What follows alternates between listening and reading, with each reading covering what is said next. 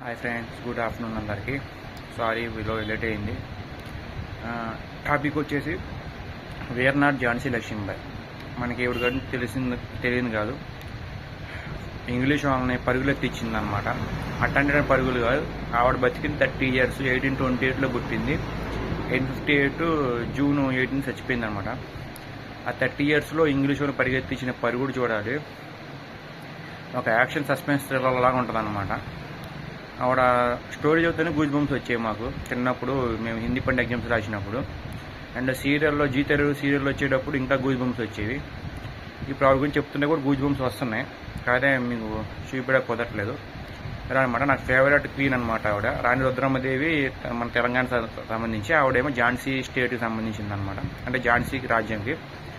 So మీలో ఎంతమందికి విషయం తెలుసు? ఝాన్సీ లక్ష్మీబాయి గురించి మీకు ఏమైనా తెలుసు? కృష్ణ కామెంట్ చెప్పండి. Thank you so much. Hi friends, good afternoon అందరికీ. సారీ